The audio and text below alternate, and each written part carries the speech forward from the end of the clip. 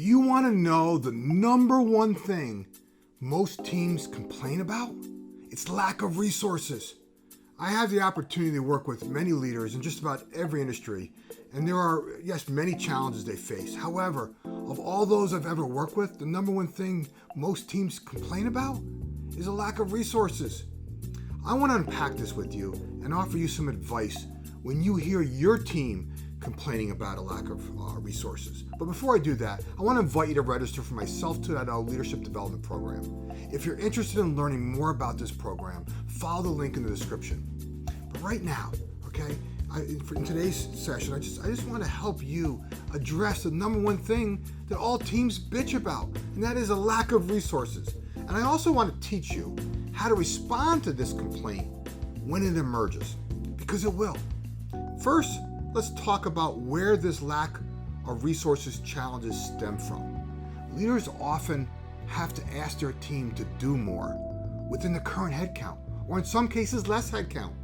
Some employees think that when you add a new client, it automatically means you're adding more resources, and that's not always true.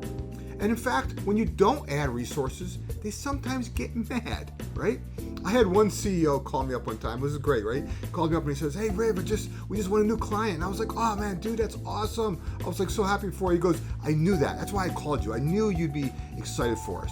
But I gotta tell you, Riv, my team isn't, and it bums me out." And as we talked, I told him that the reason the team wasn't excited about a new client was because to them, it meant more work. And whether that's true or not is irrelevant.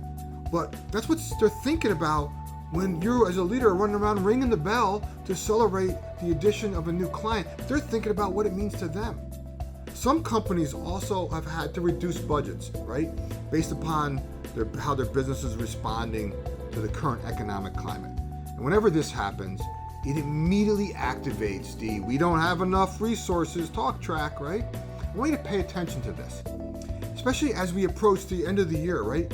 A lot of leadership teams now beginning to outline new goals for the year ahead, which usually means the performance bar is going to increase.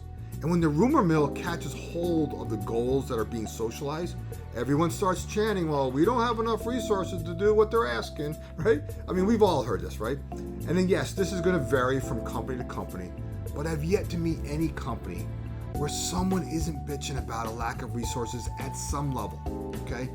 You might be thinking that this is common. I totally agree. What's not so common, though, is resource planning with your team.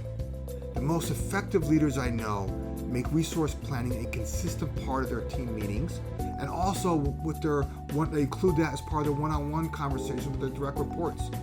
Leaders have a responsibility to strategize together, to anticipate obstacles together, to develop contingency plans together.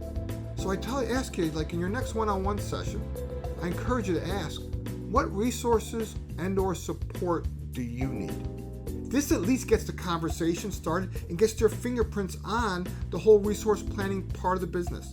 I had one leader tell me that he doesn't want to do this, doesn't want to open up a can of worms, that he already knows what his team's going to say. My response was, "You're missing my point." Let me explain.